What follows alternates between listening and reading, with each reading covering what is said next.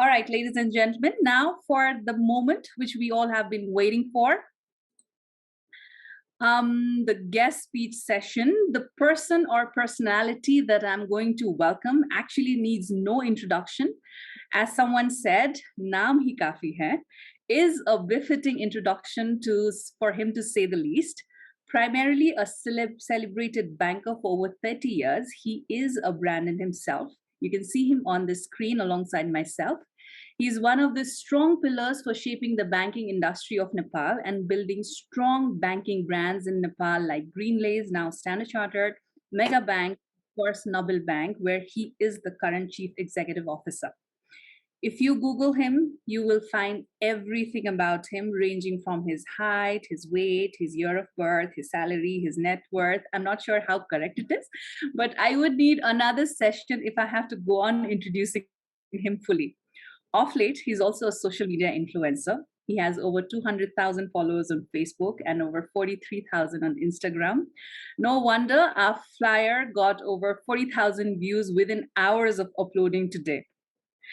And there are loads and loads of content on him or his interviews on the internet, so you're free to go ahead and check it out.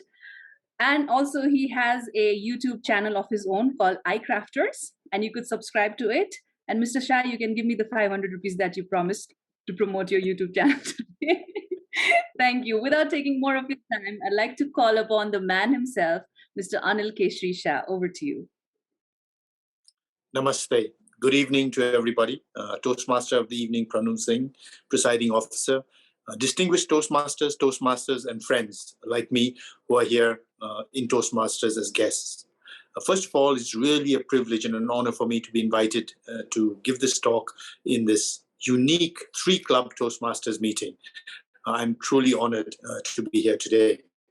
The camaraderie that I can see within all the Toastmasters and then us guests also is phenomenal. And I hope that this continues to grow in the days ahead as well. Today, I've been asked to talk about personal branding or branding as such. As Pranu said, I'm fortunate over the years, 30 years actually, in my banking career, somehow or the other, this brand of Anil Shah has been built. This brand that, when you ask BBA, BBS, MBA, MBA students, they all seem to know this guy with the mustache and the red glasses, and there seems to be a brand that has been built around it. And people think, Manchi ko pani brand huncha. Is there a brand for people also? How are people branded? Think about it for a while. Nepal, United States, Switzerland, Singapore, Rwanda, Cambodia, Japan. Whenever you hear a name of a country, an image of that country comes. When you hear Singapore, how many thought dirty, corrupt, no systems? When you heard of a country like Japan, didn't you think of efficiency, high productivity, technology? Countries are also branded. The perception that people have when they hear a name is the brand that that country, that institution, or that individual has.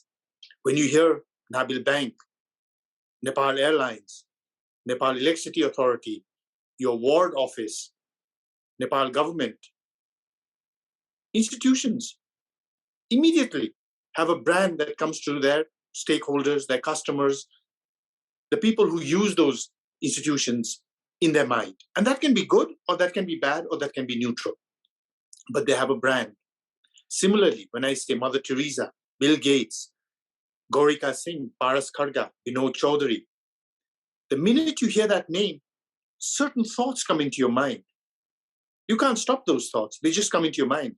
They could be good thoughts, they could be bad thoughts. But thoughts do come into your mind. And those thoughts are the brands that we're talking about. So whether you know it or not, each of you already has a brand. It doesn't matter how many people know the brand, but you have a brand. Some of you, maybe just your friends and family know your brand. Some of you, maybe a larger group of people know your brand. But the brand that you have, positive, negative, or neutral, is something that you consciously or subconsciously have built over the years. Now, let me tell you, do you want your brand to be built by others or by yourself? Companies, institutions, nations spend lots and lots of money, time and effort, resources to build their brand. Whether it be Nabil Bank, whether it be Coca-Cola, whether it be Apple, whether it be Huawei. Crores are spent in brand building, but our actions are what builds our brand. Today, when you think about anybody, it could be your parents, your siblings, your friends, your colleagues, your boss, your peers, your subordinates. The minute you think of any individual, certain thoughts come into your mind, and that is the brand that individual has. So think about it. It's not up to you whether you want to build your brand. Why do I need to build my brand? I don't need to build my brand. It's not up to you. Your brand is built by those who have a perception about you. My suggestion to you is you take control of that brand. Don't let it just float about in social media or in anything else to let others build that brand. Take your brand into your own hands. And how do you do that? You do that by walking the talk. It is not easy to build an individual brand. You may spend years to build a brand, but in moments that brand could be shattered. Suppose you hear me here today, you think, oh, okay, he made sense. He seemed like a sensible guy, so on and so forth. And then this Friday, you see me drunk out of my mind, lying on the ground somewhere or misbehaving completely in some club. What will happen? A brand that may have been built over decades will be gone. And you'll be telling everybody, oh, that Anil Shah. Look at this video. Or you'll not have to even look. It will be on Twitter or on Insta or whatever it is, on TikTok for sure. So to build a personal brand is not an easy thing. Because unlike Coca-Cola, which cannot go and misbehave and damage its brand, you can, I can, we all can. But we can also build our brand. We can build our brand so that people, when they think of us, when our name comes up in conversation, there is a positive perception. And that positive perception helps you personally, socially, and professionally. Because it is that perception, whatever that perception is that you have built, crafted yourself, or which has been crafted for you by other people, that is going to determine how you are perceived and what people will choose or not choose to interact with you, to deal with you on a personal level as a friend, on a professional level as a colleague, or on a social level in society in general. Think about the people that you know in your life. The minute you think of their names, something will come up in your mind. That is their brand. And just like that, when somebody thinks of you, your brand comes up in their mind as well. Now think about it. Is that a positive brand or a negative brand? We know so many people who may not have money, much economic wealth. But when we think of them with great satisfaction and love and care and pride, because they have done so much for their family, for their society, their neighborhood, whatever it is. And we know so many people with so much money, so much economic wealth. But the minute we think of them, only negative thoughts come into our mind. Why? It has nothing to do, your brand has nothing to do with the amount of money in your bank account, the rupees of land you have, or the tolas of gold in your safety deposit box. Your brand is something completely different because your brand is you. And institutions or organizations like Toastmasters is an ideal place to go to build your brand. Because in brand building, one of the most important things that you've got to do is be able to communicate. In the past, as Pranu said, communication in Toastmasters virtual meeting was by phone. But here it's not only by phone. You're seeing me. You're seeing my gestures. You're seeing my face. You're seeing my expressions. You're hearing my voice. So today, communication is a complete package. And the better communicator you are, the better you will be able to craft your own brand. Because if you cannot communicate well, it is extremely difficult. I would not say impossible, but extremely difficult for you to craft a brand. Actions. You have to live a good life. You have to walk the talk. You have to build a camaraderie amongst your colleagues, amongst your family, amongst your friends that is positive. But you've also got to be able to communicate. And Toastmasters and institutions and organizations like Toastmasters, which will help you evolve into the best version of what you can be, is an ideal way for you to build your brand. Today, when you think about anybody, say Anil Shah, as Pranu said, there were so many people who looked at the poster. So many of you have come here just to listen to what is happening in today's Toastmaster, or what is Anil Shah going to say today. It's because of a brand that has been built, and it has not consciously been built. This is the other thing I feel personally, that if you try to consciously build your brand, it's going to be very difficult. I had some years back, some ministers, I was talking in an evening, and they said, Anil, we want to ask you something, Anil. I said, yes. They said, we are ministers. And even when people come to our ministry, many of them don't know what my name is, even though I am the minister of that ministry. Think about it. We may be able to recall the last 5 prime ministers, but how many ministers can we recall? But what about you? You're not a movie star, Anilji. You're not a celebrity of any sort. Yet for the last 10 years, since I was a student, I've been hearing your name. Today I'm meeting you and I continue to hear your name. What is it about you that people remember you and know who you are and want to know more about you? And that's what made me think, what is it? And it's the brand. It's the brand that this person may have something of value for us to learn from. This person seems to be a genuine person who wants to do something not only for himself, but also for the larger society. This brand of Anil Shah is not something easy. People feel, oh, Anil Shah, wow, great. But it's not that easy because you've got to walk the talk. I don't drink. I don't smoke. I don't do drugs. I don't club. I don't want to also. Maybe I did it in my days, but I don't now because I know that by doing these things, if Anil Shah is seen with a cigar and cognac, there's nothing wrong with smoking a cigar or cognac for those of you who do it. But then what happens? That becomes the cool thing to do. And hundreds, if not thousands of Nepali youth will take up the cigar and the cognac. I have nothing against the cigar and the cognac, but I don't think smoking is good for you. And I don't think you need to be drinking to be cool. Therefore, when you have a brand, with it comes a huge responsibility. And if you do not fulfill that responsibility, that brand, the bigger it is, the bigger the liability it becomes. Please be clear on this. It is very, very easy to live in the shadows, but once you get the spotlight shown on you, it's very hard to step out of it. And it's not a short-term thing. It's forever. Tomorrow, I cannot decide that I want to just disappear, and that's that. It doesn't happen. But the brand that you build, if you craft your own brand, like I have been fortunate to craft mine, it is the biggest asset that you will ever have. It is something that will make you so happy. And the brand, everybody's brand doesn't have to be what Anil Shah's brand is. My brand is what I wanted, what I crafted. And that comes from the thing I want to leave you with, which is the happiness formula. To determine what brand you want for yourself, you need to know what makes you happy, because that is the objective of each and everyone's life. No matter what you are doing in your life, you want to be happy, just like me, just like everybody else. And there are 5 ingredients that go into happiness. And how much of each of these ingredients you require is up to you to determine your unique happiness formula. The first ingredient of happiness is family and friends. For some of you, the more time you spend with family and friends, the happier you are. For some of you, your family and friends have to talk to your office and secretary to get time to spend with you. The second is money and economic wealth. Yeah, a lot of you are smiling. The more money you have, the happier you are. I have this many shares, this much bank balance, this much gold. Happy, happy, happy. Whole day you make money, whole night you dream of money. Many people ask me, what is this relationship between happiness and money? Money gives you ulcers, heartburn, heart attacks. How does money make you happy? What about you? How much money do you need to be happy? The third ingredient is health. Not to be unhealthy, but to be healthy. Physically, emotionally, psychologically healthy.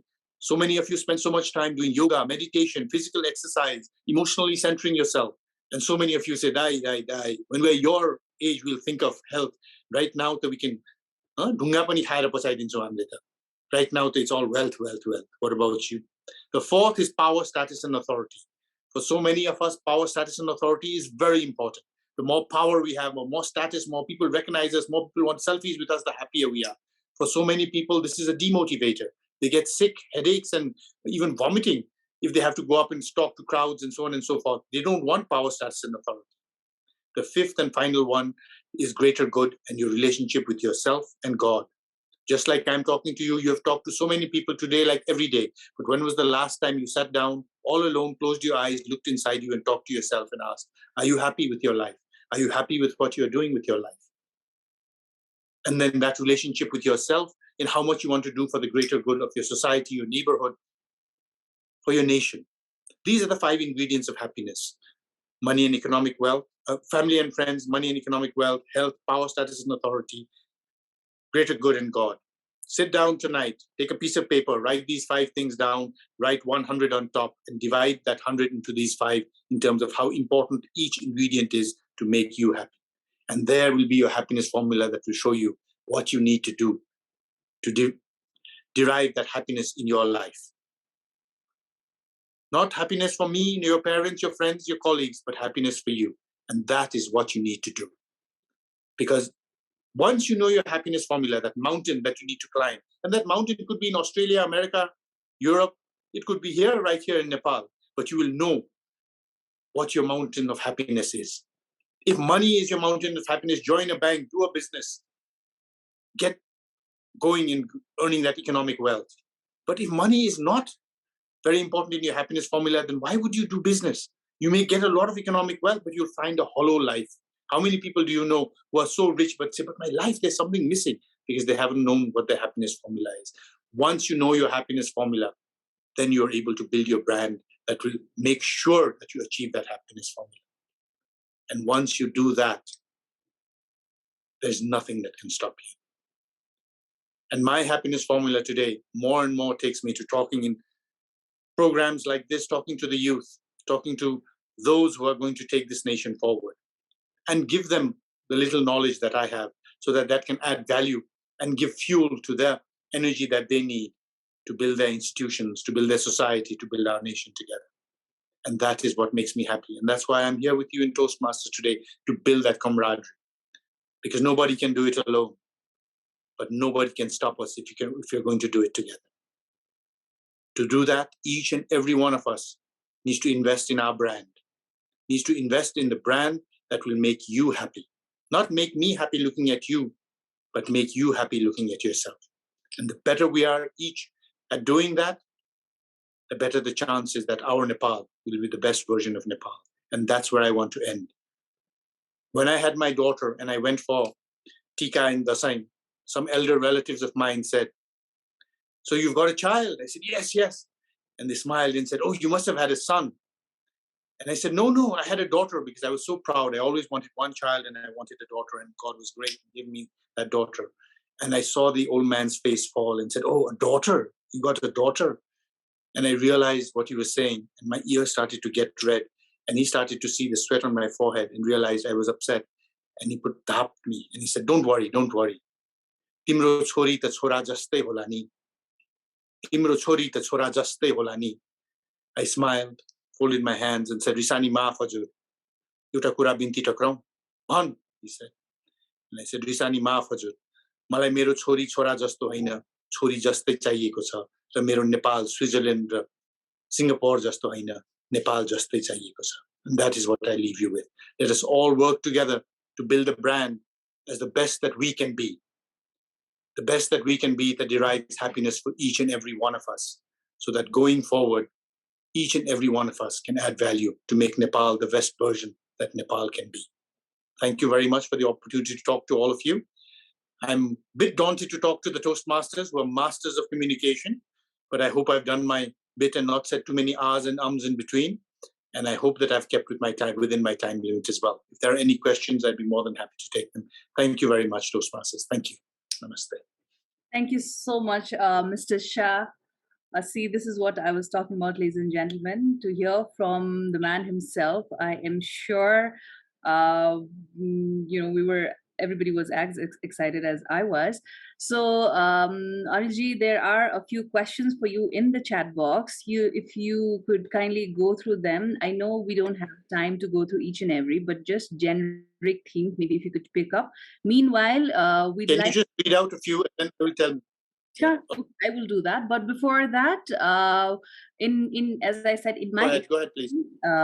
There was one thing that we forgot to do. I'd request the ballot counter to launch the poll for our 3 prepared speakers earlier, and I'd request everyone to please vote for the better speaker among the 3 prepared speeches that we had heard earlier, before the guest speaker took over the virtual stage.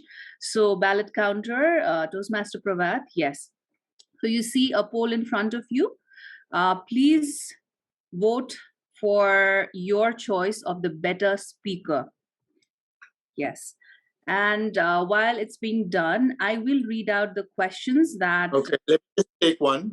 Is work and happiness interconnected? I definitely think so. In today's day and age, just think about it. If you walked home, if you were a girl, you walked home and you saw your parents with a boy and said, yeah, get married to this person. How many of you would say, yeah, sure, let's get married tomorrow? You wouldn't. You'd say, no, I need to know the person. I need to know the interests, so on and so forth. But guess what? After you get married and you choose a life partner, most important, very important. But let me tell you, from 30 years of banking, you don't spend much time with that life partner. The partner you spend most of your time with is your career. And therefore, it is very important that you choose the right career, the career that you can derive happiness from. So don't be an engineer or a doctor or whatever. As the Toastmaster who spoke before said, everyone wanted them to be a doctor and he became a chartered accountant. I'm so glad, because you followed your happiness formula, you followed what your passion was, and you became a chartered accountant. That's what you need to do. If you choose a career that somebody else wants for you, you will never get happiness. And because you don't get happiness, you will never excel in it. You may be good in it, you may even be great, but you will never be exceptional or outstanding in it. So make sure that you choose a career that aligns with your happiness formula. And then people say to me, it's like, I never work. I've not worked a single day. Why? Because they're doing something that they're passionate about. It's not work for them. They love doing it. So choose a career that lets you do that. The other one was, are leaders born or are they made? Let me tell you, if leaders were born, today I think this country would have a different type of leadership. Leaders are made. Where the family that you are born into determines where you start. Okay, if you are born into a very rich family economically, it determines you may have a head start. You may get better education. You may get better opportunities, but doesn't mean that you will be a great leader. Just think about our country and think the big families where people were born and see where they are today. And then people who were born in Gorkha, went to a school by walking 4 hours to a missionary school. One became one of the best neurosurgeons in not only in Nepal, but in the world. And another became a political ideologue who changed the very framework of the political structure of this country. And they both went to schools, in a government school, without shoes, walking for 4 hours. They were not born leaders. They were made leaders. So please don't use that as an excuse that I wasn't born there. That's why I cannot be a leader. The leadership is within you. It's up to how you craft it and how you move forward with that as well. So that's what it is. All right. What is the most important part of well-being for you? Last question, well-being. I think, as I said, happiness formula. Follow your happiness formula. Do not follow the happiness formula of your parents, your siblings, or your colleagues. Follow your happiness formula, and that is what will give you well-being in the emotional, physical, and psychological sense. Thank you. Thank you so much, Anilji. It was a pleasure as always. I know there are a lot of questions, and I apologize because of the limited time. We have to not take any further questions. But thank you everybody for being so enthusiastic, and for there are a lot of compliments for you also, sir. So